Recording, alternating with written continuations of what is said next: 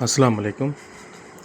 आज हम नेब ऑर्डिनेंस 1999 को डिस्कस करेंगे और इसके जो भी इम्पॉर्टेंट प्रोविजंस हैं उनको भी इंशाल्लाह डिस्कस करेंगे जो इम्पॉर्टेंट हैं। अब इसकी जो डेट ऑफ इनेक्टमेंट है दैट इज़ 17 नवंबर 1999 और इसकी जो डेट ऑफ इन्फोर्समेंट है वो है 1 जनवरी 1985। तो अब डेट ऑफ जो इनेक्टमेंट है वो है 99 और उसके बाद जो डेट ऑफ इन्फोर्समेंट है वो पहले का है मींस 1985। तो एज अ लॉ स्टूडेंट इसको हम रेट्रोस्पेक्टिव इफ़ेक्ट कहेंगे।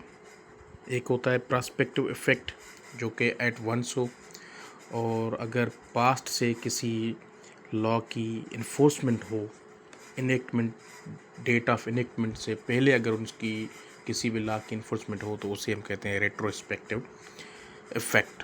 मीन्स ये रिवर्स में चला जाता है। इसके जो टोटल प्रोविजंस हैं सेक्शंस जिसे हम कहते हैं they are 37 and there is one only a single schedule 1 है। अब इसकी जो डेफिनेशन क्लास है उसको आप देख लें, वो तो मैंने यहाँ पे नहीं लिखा, that is also important but I have unfortunately missed to write down that part. तो इसकी अगर टेन्योर ऑफ जजेस की हम बात करें तो टेन्योर ऑफ जजेस क्या होगी, तो इसमें यह है कि जो सेक्शन 5A है that deals with the tenure of जजेस, इसमें एक कोई भी सर्विंग डिस्ट्रिक्ट एंड सेशन जज हो सकता है और वो ऑफिस होल्ड करेगा for a period of 3 years. कोई डिस्ट्रिक्ट एंड सेशन जज हो उसको अपॉइंट किया जा सकता है और उसकी जो टेन्योर है वो है 3 ईयर्स। उसको ही शैल नॉट बी रिमूव्ड और transferred from his office before completion of the term and without consultation of the concern chief justice of high court.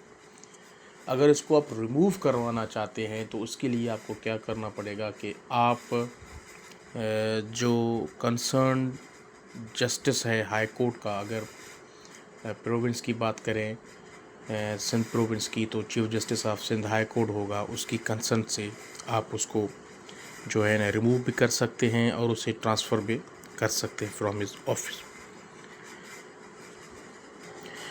इसमें कुछ इम्पॉर्टेंट पर्सनलिटीज़ होते हैं, लोग होते हैं जो कि अपनी ड्यूटीज़ सर अंजाम देते हैं।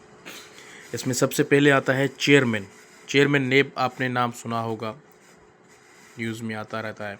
चेयरमैन नेब is appointed by the President of Pakistan. Who appoints the chairman? NAB. He is appointed by the President of Pakistan. In whose consultation? He is appointed by the President of Pakistan in consultation with Leader of the House, और उसके बाद जो opposition leader है national assembly का इस वक्त या current जो भी हो उसकी कंसल्टेशन के साथ प्रेसिडेंट इनको अपॉइंट करता है किसी भी चेयरमैन को, और जिसको अपॉइंट किया जाता है ही is appointed for a non extendable period of 4 years. इसको 4 ईयर्स के अरसे तक इसको अपॉइंट किया जाता है। That is very important. ये एग्ज़ाम में एमसीक्यूज़ में आ सकता है कि चेयरमैन नेब को कौन अपॉइंट करता है, with whose consultation he is appointed and for how long he is being appointed by the president of Pakistan. उसके बाद इसको रिमूव कैसे किया जाता है, he shall not be removed except on the grounds of removal of a जज of supreme court of Pakistan. जो grounds दिए गए हैं कॉन्स्टिट्यूशन ऑफ पाकिस्तान में फॉर द रिमूवल ऑफ जजेस ऑफ सुप्रीम कोर्ट को, उसी ग्राउंड्स पे एक चेयरमैन को रिमूव किया जा सकता है। वो सेम ग्राउंड्स हैं। अब यहाँ पे मैंने जो है ना, और उसके बाद ये जो रिज़ाइन अगर करेगा तो वो प्रेसिडेंट को रिज़ाइन करेगा, एड्रेस करेगा। अब मैंने यहाँ पे नोट लिखा है आपके समझने के लिए कि अ जज ऑफ सुप्रीम कोर्ट, यहाँ पे लिखा गया कि he shall not be removed except on the ground of removal of a जज ऑफ सुप्रीम कोर्ट। नाउ ये भी क्वेश्चन काफ़ी दोस्त हमारे होंगे, वो कहेंगे कि सुप्रीम कोर्ट के जजेस को कैसे रिमूव किया जाता है। तो वहाँ पर एक सुप्रीम जो है ना जुडिशल काउंसिल होता है। अब देखें, A judge of Supreme Court may be removed by the President on the report of Supreme Judicial Council as provided under Article 209 of the Constitution 1973। 209 article के तहत सुप्रीम कोर्ट के जजेस को रिमूव किया जाता है। जो सुप्रीम जुडिशल काउंसिल है वो रिपोर्ट देगा। उसमें भी कुछ जजेस होते हैं जो है वो चीफ जस्टिस होते हैं हाई कोर्ट के, तो वो है। और जो हाई कोर्ट सुप्रीम कोर्ट के जजेस होते हैं चीफ जस्टिस, एंड जजेस ऑफ हाई कोर्ट भी होते हैं दो, तो उनकी मुशावरत से वो जो है वो they are member of the supreme judicial council. तो उसकी रिपोर्ट के तहत पे किसी भी जजेस ऑफ सुप्रीम कोर्ट को रिमूव किया जा सकता है। ठीक है, तो इस लिहाज से चेयरमैन नेब को भी इसी तरीके से ही रिमूव किया जाएगा on the same grounds.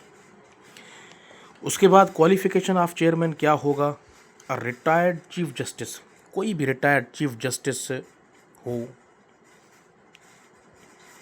Are a supreme court जज, कोई भी सुप्रीम कोर्ट का जज हो, or a chief justice of high court, कोई भी चीफ जस्टिस किसी हाई कोर्ट का हो, or retired officer of armed forces equivalent to rank of lieutenant general, कोई भी रिटायर्ड फौजी हो तो उसकी जो रैंक है वो इक्विवेलेंट हो लेफ्टिनेंट जनरल के, या कोई भी रिटायर्ड फेडरल गवर्नमेंट ऑफिसर हो BPS 22 या इसके इक्वल में हो, तो उसको एज अ चेयरमैन नेब इंतखाब किया जा सकता है। This was all about the appointment of chairman of नेब।